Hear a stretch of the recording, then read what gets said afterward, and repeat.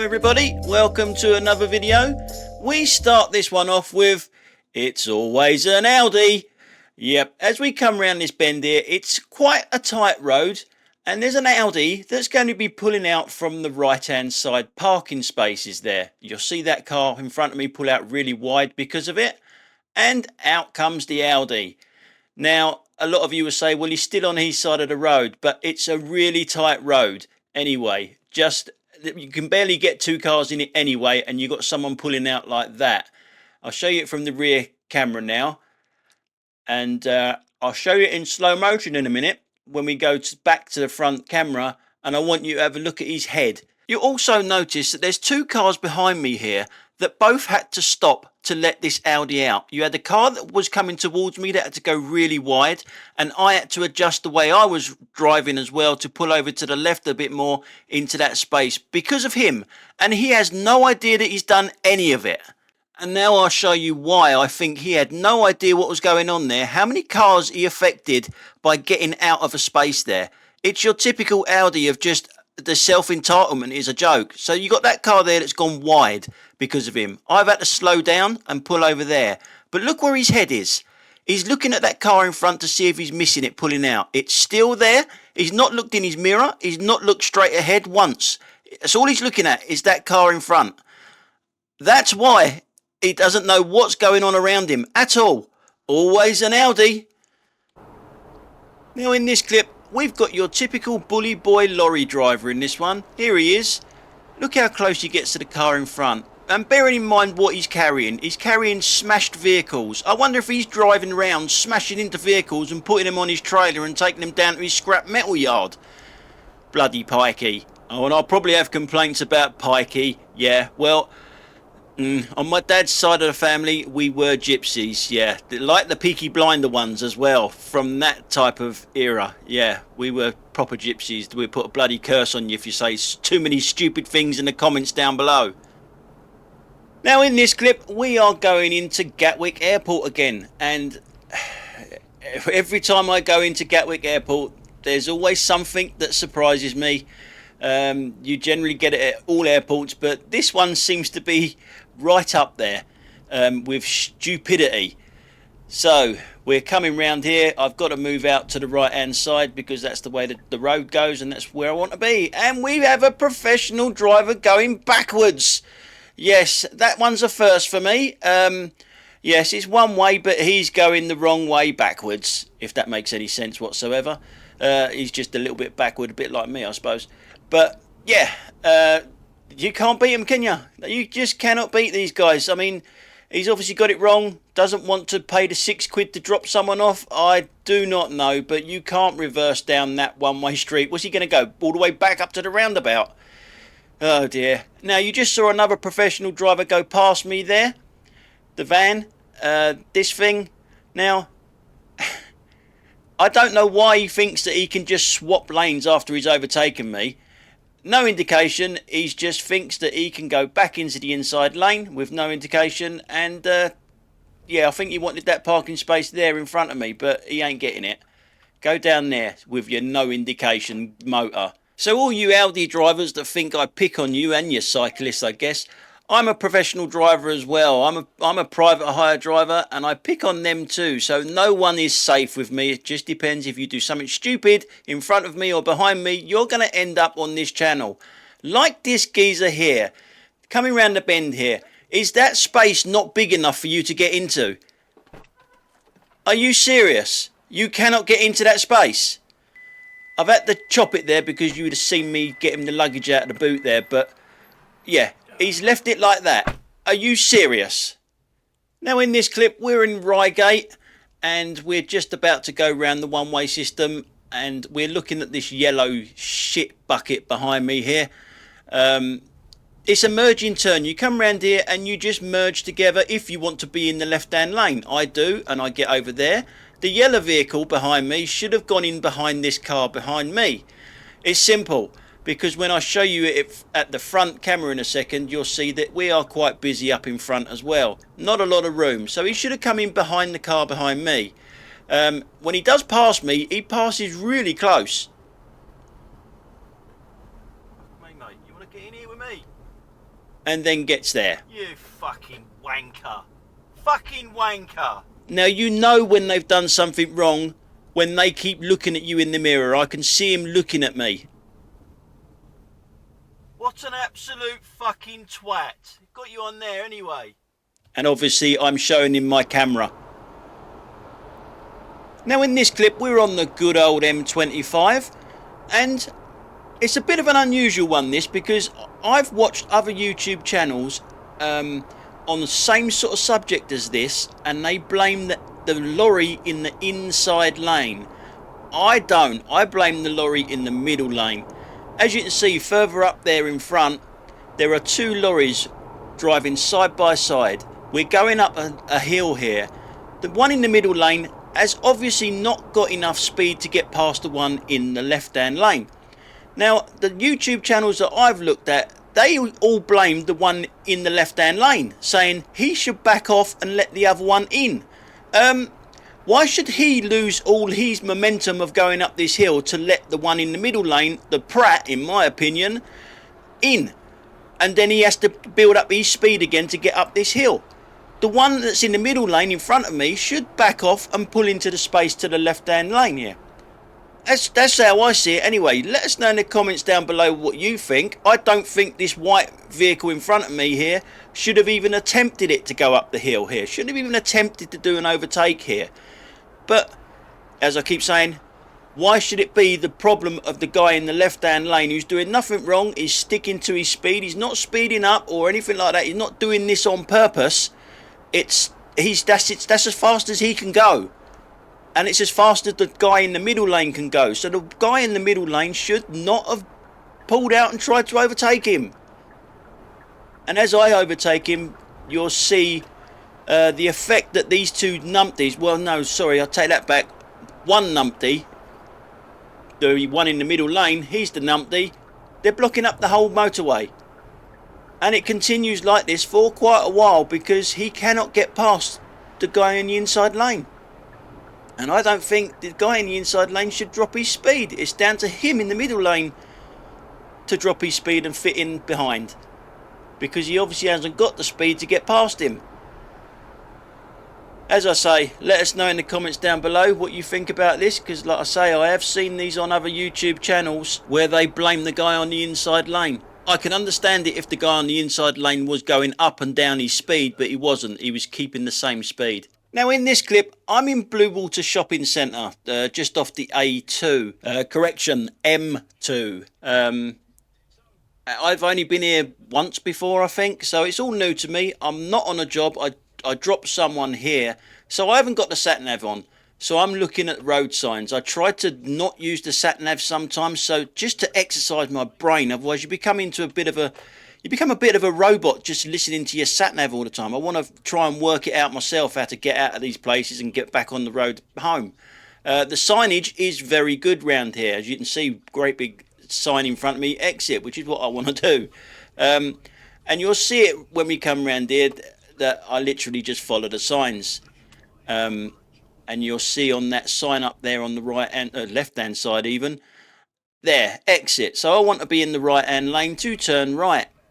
It's quite simple. But then when you're in these places that you hardly ever go to, you always come across someone they're there all the time and they do things wrong because they know the area. This BMW being one of them. I reckon this one is a regular and does this sort of shit all the time.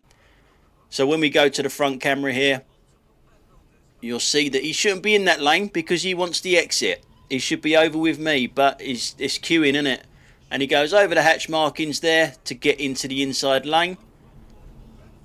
And we're still going round to the exit, trying to find the exit. And he's still in the wrong lane because he still wants to be in my lane as we come to the next roundabout.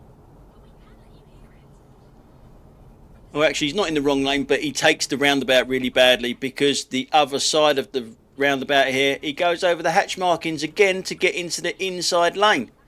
Yeah, so I think he's a regular. I think that guy does that on a regular basis round here. So we've finished with that guy because he's gone off to the left and we're going off to the right. Now, a lot of people say to me, you know, these people are on these roads for the first time. They're just in the wrong lane and stuff like that. Believe it or not, if they are doing that, they don't make it onto this channel. I'm quite a good judge of who's doing stupid stuff in front of me and who's just made a genuine mistake. And they don't get on the channel. The ones that just make a genuine mistake, they don't get on here, you know, because you know, I'm not really that cruel. Honestly, I'm not really that cruel, but I'm going to show you one here, and you'll see my reaction to it as we come round this roundabout here. There's a car that was going to take the turn in there, and then there it is there, and it's just, oh no, that's not my turning. I'm going to go around here, and I didn't click the clicker. It was just a genuine mistake. That happens in a place where you're not used to driving. Remember, I'm not working on sat nav at the moment. I'm just following the road signs as well. Now you'll see my reaction to its next cock up here.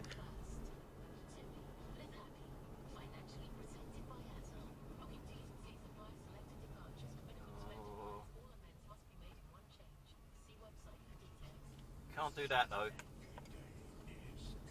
Yeah, you heard me. You can't do that. And then I clicked the clicker to save it, and it's not a very confident driver. So why did it go out to the outside lane here?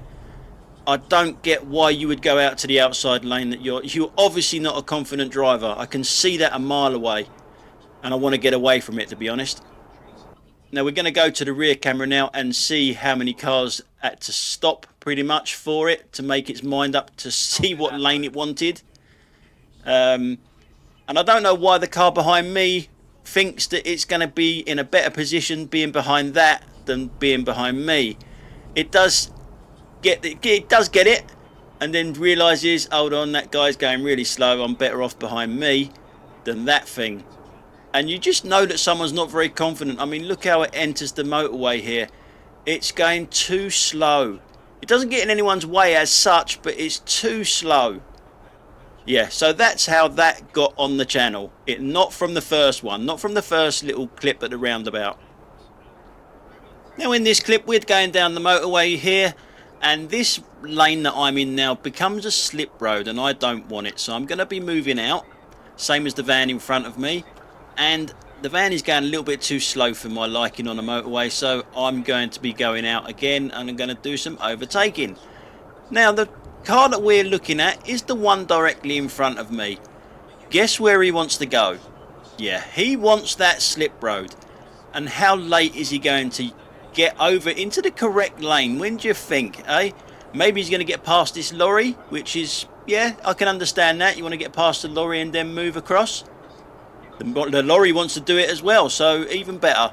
So you can go over to the lane 1 and then into the slip road in front of the lorry. No? No. It's getting a little bit congested over there in lane 1 now, because the first lane now is a slip road. So you're cutting it fine now. So when's it going to do it? Where's it going to do it? Yeah, from lane 2 right across lane 1 into the slip road, and look how far it is from the solid line. So that's just crap. That's just crap. No need to do that. You had plenty of time to move over beforehand. Dangerous for everyone involved. And I'm just going to run this on a little bit for the middle lane police, lane hogging brigade, whatever you want to call them, just to show them that I do move back over to the left hand lane. Now in this next clip, before I get onto this idiot in the Audi in front of me, I want to show you all these chargers over to the left hand side.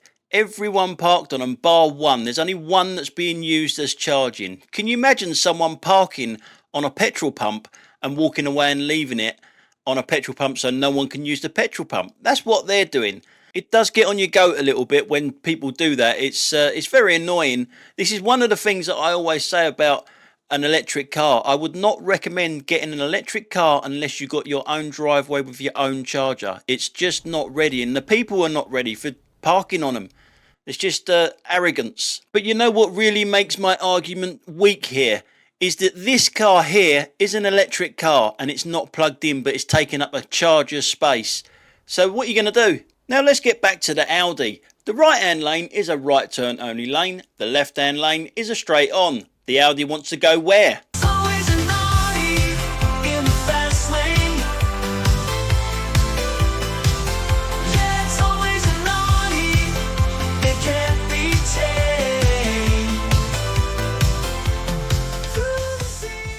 Now in this clip we're coming up to a roundabout. There are 2 lanes here, but not when there's an Audi involved. From the suburbs to downtown, in a flash they zoom around. Standing sharp, feeling grand, Audi grips the streets on hand. Never slowing down, they own the road. Through the old town, in sleep mode. It's always an Audi in the fast lane. Yeah, it's always an Audi.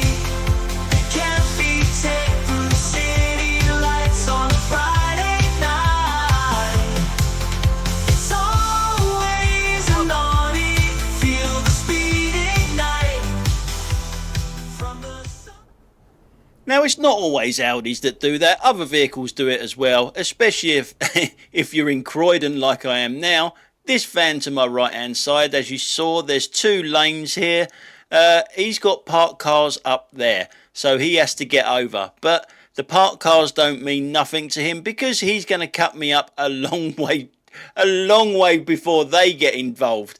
So as you can see, he's starting to move forward already, so I know what he's going to do.